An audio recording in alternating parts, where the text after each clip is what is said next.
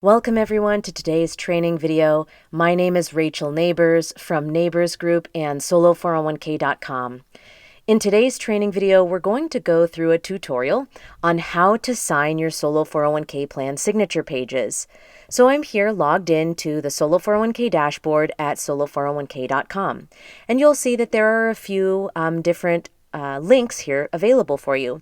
So first is the EIN letter. This is going to contain the EIN that we got for you as a part of your plan setup. Then you'll also have your 401k plan and trust, which is a zip file. This is the entire Solo 401k plan, and that's about 300 pages. We didn't want you to have to try to dig through and decipher where you need to sign, so we created your 401k plan signature pages. And the first thing we'd recommend is that you click View to open the Solo 401k plan signature pages. The first couple of pages are some cover information for you, cover pages that contain important information about your 401k signature pages.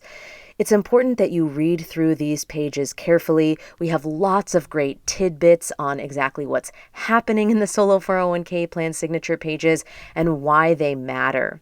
Additionally, we also let you know exactly which documents in which order are contained in your Solo 401k plan signature pages. And we also let you know what dates to use and what to do with the signature pages after you sign them. Just a little hint. After you sign the signature pages, all you need to do is store them in a safe place. You do not need to send a copy to us. You do not need to send a copy to the IRS. Just store them in a safe place since you are your 401k plan administrator. On the next couple pages, we have information about bank and brokerage accounts for the Solo 401k plan, including links to our recommended banks. And we do really recommend that you use the banks that we've trained. It's just going to make your life a lot easier.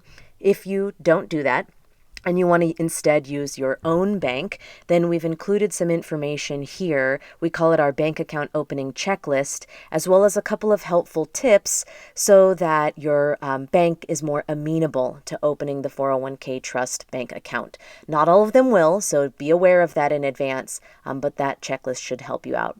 We also include information here about opening a brokerage account for your Solo 401k, as well as links to our knowledge base articles that will give you a lot of information about your Solo 401k plan.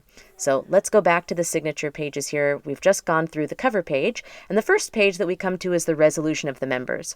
What this page is a board resolution for your business, stating that your business is deciding to adopt a retirement plan.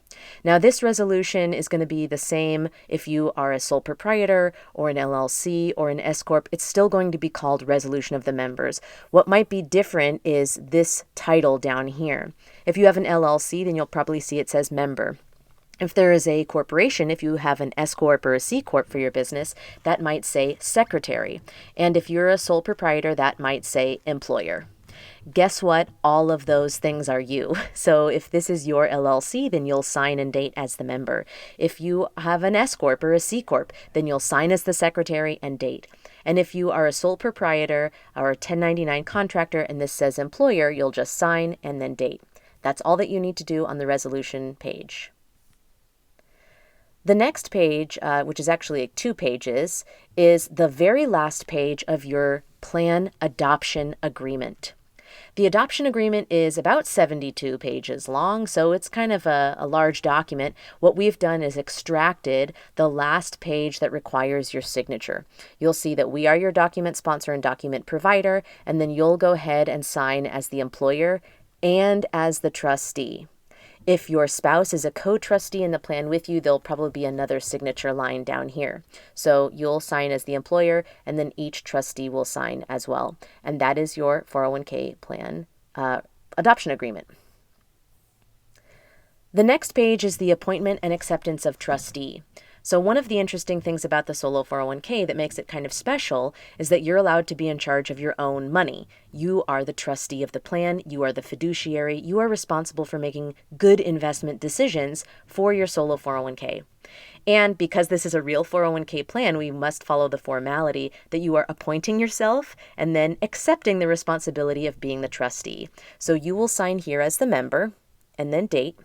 And then you'll also sign here as the trustee. So in this top part, you're signing in as the capacity of the employer, appointing a trustee. And in this bottom part here, you are signing to accept the responsibility of being the trustee. It just so happens with a solo 401k, you play both roles. Next, we come to the beneficiary designation form.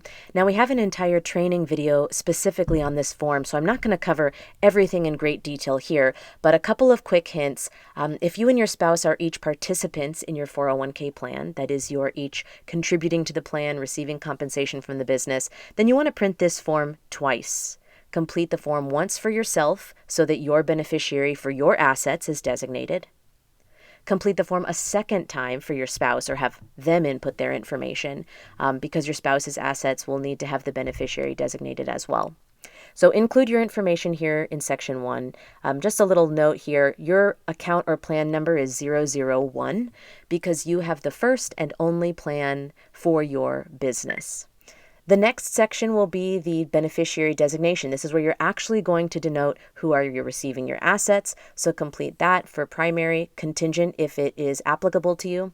And then on page 3 here, you will sign as the participant since you are the plan participant. If this is for your spouse, then your spouse will sign as the participant for their beneficiary designation form.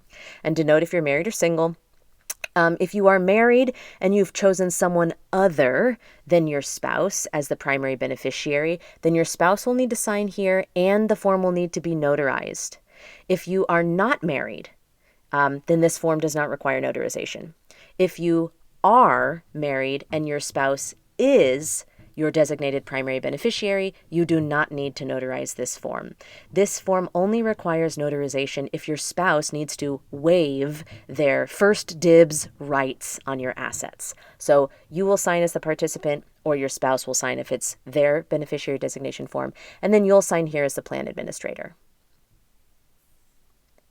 The next form we come to is Article 6, Miscellaneous. This is the final page of your 401k trust agreement.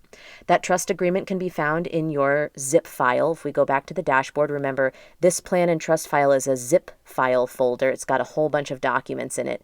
One of those is the trust agreement. This is the final page of your trust agreement. So you will sign and date as both employer and trustee. The final page in the Solo 401k plan signature pages is the appointment of contingent successor trustee. Now, a contingent successor trustee is who will take over in your capacity of trustee of the plan if something should happen to you. What some spouses do is, let's say if you have a business and your spouse is not a trustee, maybe doesn't even participate in your business, you can list your spouse as the contingent successor trustee. That way, if something should happen to you, your spouse can step in and take over as trustee, distribute assets, wind down the plan, etc. If your spouse is not currently working in your business, or if you don't want them to be a co-trustee, but you still want them to be able to help out if you can't continue, then this is a good form for you to complete listing their information. If you are not married, or if you are both spouses listed as trustees on the plan, then you might want to have a trusted contact listed on this page. This is who will take over the fiduciary and trustee duties in the event that you are no longer able to continue. So you'll date this form at the top and then write out the name of who is you're acknowledging that will be the contingent successor trustee, and then you sign as member. And then whoever is the contingent successor trustee, if it's your spouse or a trusted contact, they will list their name here and then they will sign. This form can be updated. Just make sure that if you update the form, you give a copy to whoever is storing your 401k plan records. If that is your estate planner or your legal counsel, whomever is dealing with your estate planning.